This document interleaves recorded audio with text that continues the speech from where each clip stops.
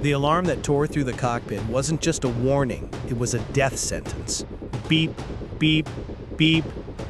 At 9:41 hours, November 3rd, 2025, the radar warning receiver exploded with threat indicators, bathing the interior of the B-1B Lancer in pulsating red light.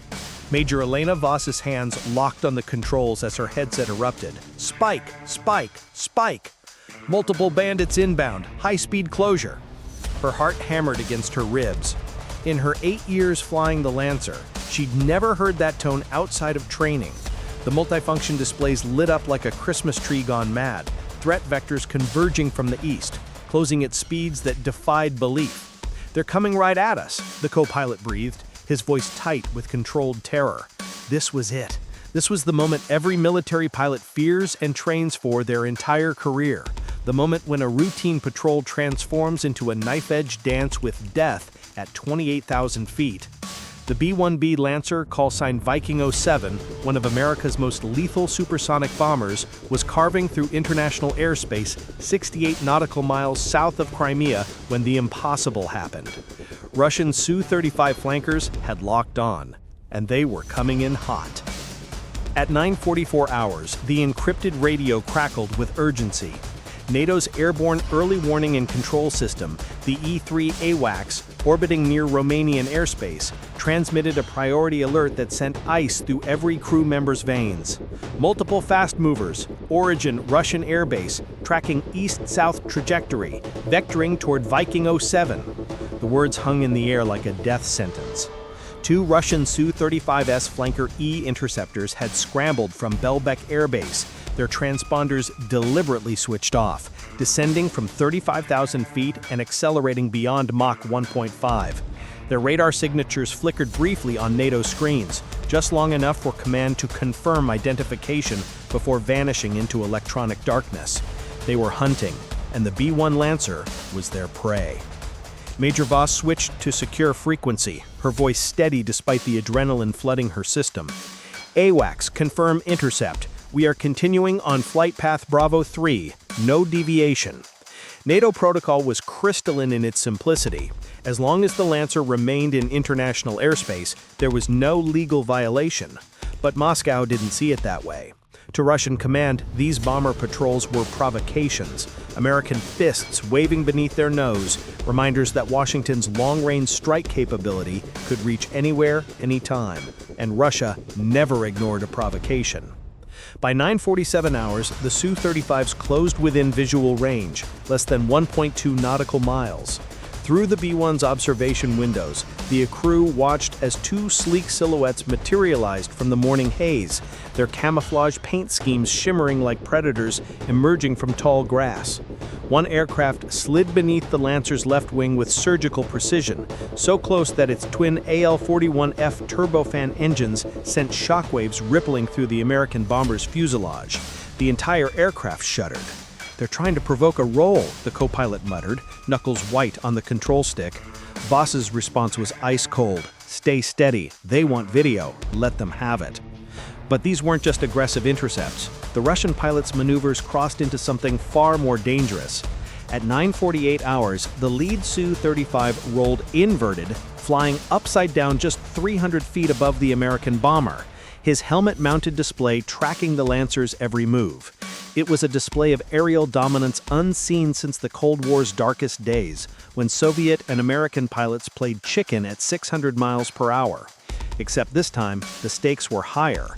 One miscalculation, one gust of wind, and 180,000 pounds of American firepower would collide with 68,000 pounds of Russian fury.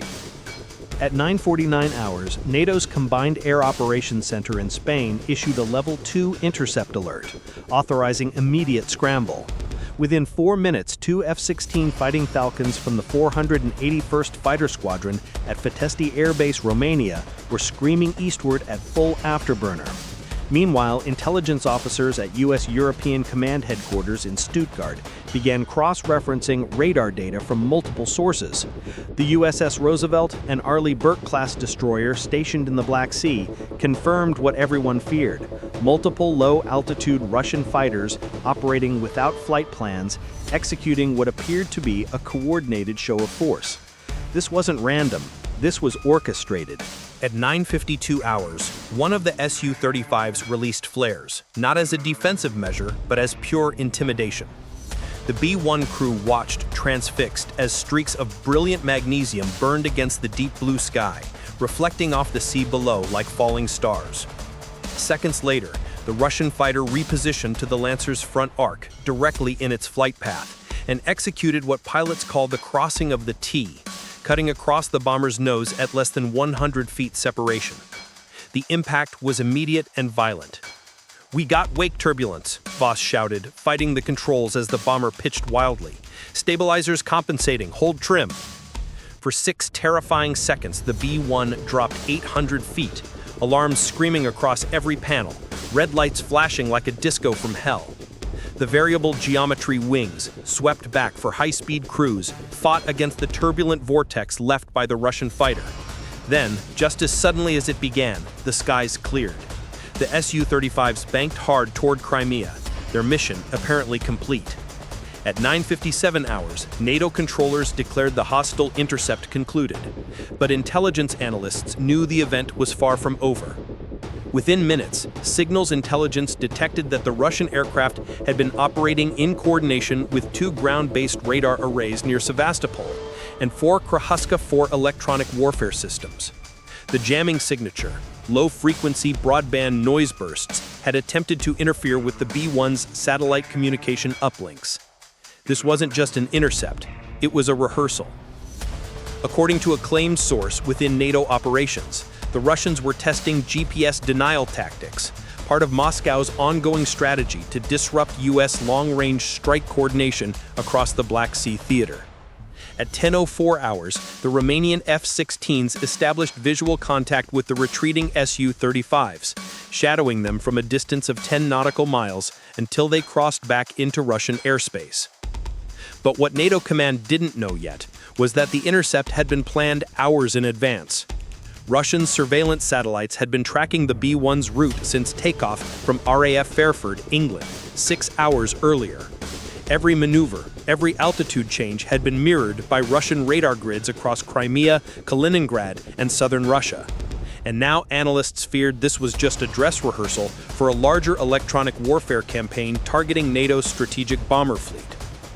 At 10:04 hours, U.S. European Command issued Command Situation Report 1. Russian Federation aircraft executed unsafe intercept of U.S. Air Force B-1B. No casualties. Aircraft returned to base. Further analysis underway. But inside NATO command rooms from Brussels to Ramstein, generals were already reading between the lines. If Russia was willing to risk a near collision with an American bomber over international airspace, what came next might cross an even darker threshold. And just as those discussions began, a second radar contact appeared on NATO screens. 2 more Russian aircraft inbound from the east. The intercept wasn't over. It was about to escalate. At 10:25 hours, the game changed. The Su-35s spread into a wide formation extending across nearly 15 nautical miles. Their purpose crystal clear: box in the American bomber and measure NATO's reaction time. Each Russian pilot's radio frequency crackled with encrypted chatter that signals analysts later matched to exercises conducted by Russia's 4th Air Army during electronic warfare drills in 2024. Then something unexpected happened. A Russian A-50U mainstay airborne early warning aircraft began active radar scanning at full power, its massive rotating dish sweeping the Black Sea with electromagnetic energy. The Russians were painting every NATO aircraft within a 400-kilometer radius, deliberately gathering electronic signatures of U.S. and Allied radar systems. The B-1, now escorted by 4 F-16s, adjusted altitude to 31,000 feet, moving southwest toward the safety of Romanian airspace. But at 10:29 hours, the Russian Su-35s accelerated again, one climbing to 37,000 feet, another diving to sea level, forming a pincer movement around the U.S. formation. "They're closing fast. Vector 076 distance 12 miles, came the AWACS warning. "Copy," replied the NATO air commander. "Maintain defensive posture. Weapons cold. No one fires first." Inside Viking 07, tension saturated the air like humidity before a storm. The crew watched as one of the Russian fighters flew beneath them again, so close that its vapor trail shimmered against the Lancer's dark gray underbelly. Every second was captured by the bomber's tail-mounted cameras. At 10:31 hours, a pulse rippled through the B-1's instruments. Communications flickered, then stabilized. EW interference detected, said the navigator. Source unknown, possibly ground-based jammer out of Crimea. The Krahuska 4 electronic warfare system was now actively targeting NATO frequencies. The B-1's secure data link went offline for 47 seconds, long enough to cause a complete blackout in situational awareness across the bomber's consoles. Those 47 seconds would later become one of the most studied incidents in NATO's 2025 review of electronic warfare vulnerabilities. At 10:34 hours, reinforcements arrived. A KC-135 Stratotanker on standby received orders to reroute.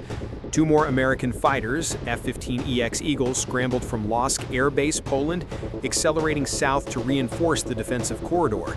Within 12 minutes, they'd be over the Black Sea. Meanwhile, NATO surveillance satellites tracked a Russian IL-20M reconnaissance aircraft taking off from Mozdok Air Base, likely tasked with recording radar signatures of NATO assets. The sky was now crowded with over 15 military aircraft from 5 nations, all operating in close proximity, separated only by invisible boundaries and mutual restraint. At 10:37 hours, the AWACS relayed a secure message that changed everything. All units, Command Alpha reports elevated readiness. U.S. European Command has initiated DEFCON 3 watch posture for Black Sea region. It wasn't full alert, but it was close.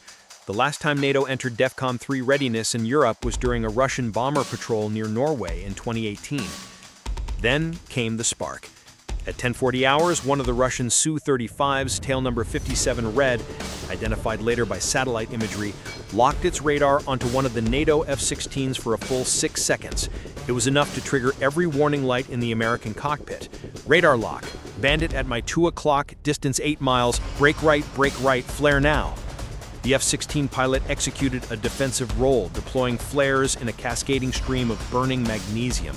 The Russian fighter peeled away but maintained pursuit distance, circling the formation like a shark testing its prey. For 6 seconds, the world held its breath. According to sources, this single act was part of a deliberate Russian tactic to simulate engagement and test NATO's rules of engagement threshold. They wanted to see how far they could push before drawing fire. Back aboard the Roosevelt, the Aegis radar operators switched to target illumination standby. The destroyer could have launched SM-6 interceptors within seconds of order, but that order never came. Instead, U.S. Naval Command maintained fire discipline, knowing one missile launch could ignite an international crisis. At 10:46 hours, NATO officially declared the situation critical unstable. All aircraft were ordered to disengage and hold distance until command re-established control. The Russian fighters regrouped on the eastern edge of the Black Sea. The A-50U began turning north, signaling the end of its mission window. For a moment, it appeared the crisis was cooling. Then another message flashed. Unidentified radar emissions. Origin unknown, bearing 045. It wasn't Russian this time. It was Turkish radar tracking the same area from northern outposts. Ankara had activated its early warning network, concerned that the incident could spill into its air defense zone. Finally, at 11:02 hours, the order came. U.S. European Command authorized Operation Silent Edge, a rapid reaction air defense demonstration. Within 15 minutes, a pair of F-35A Lightning II stealth fighters from Aviano Air Base, Italy, were airborne, silent, radar-absorbent, invisible to Russian sensors. Their mission: shadow the intercept zone undetected and record every electronic emission. At 11:18 hours, those stealth jets entered the Black Sea theater, operating 25,000 feet above the confrontation unseen. They locked passive sensors on the Su-35s and captured gigabytes of data on Russian radar frequencies, data that, according to claimed defense sources, is now part of NATO's most classified electronic warfare library. Meanwhile, the B-1 Lancer reached safe airspace over Romania, escorted by F-15s. Mission complete. But the psychological victory belonged elsewhere. The Russians had shown they were willing to provoke. The Americans had shown they were ready to endure. By the time the Su-35s returned to Belbek Air Base and the A-50U landed in southern Russia at 11:48 hours, the Black Sea was eerily quiet again. Not a single missile had been fired, yet the entire region had trembled on the edge of catastrophe. Later that day, Moscow's defense ministry released a short statement. Russian aircraft escorted a foreign bomber approaching national airspace. No violations occurred. The Pentagon's response was equally measured. U.S. Air Force aircraft conducted lawful operations over international waters. The interaction was unsafe and unprofessional. Behind closed doors, however, NATO intelligence assessments painted a starker picture. The Intercept was not spontaneous. It was a coordinated test of NATO reaction protocols, possibly linked to Russia's hypersonic missile drills in the Arctic a week earlier, the intent being to stretch Western command bandwidth across multiple theaters simultaneously. The skies were calm again, but beneath the calm, every radar was listening. The world never heard about Operation Silent Edge, not officially, but for the men and women in those cockpits, it was another day on the edge of global tension. The intercept near the Black Sea wasn't a battle. It was a message, a reminder that in 2025, war no longer begins with gunfire. It begins with a radar lock, a jamming pulse, or a single pilot deciding to fly too close. And as the sun set over the Black Sea that night, NATO's eyes turned north, knowing this wasn't the end, just another rehearsal for the next crisis. Because in this new era of silent warfare, one truth remains unchanged. The first move belongs to whoever dares. The last move belongs to whoever endures.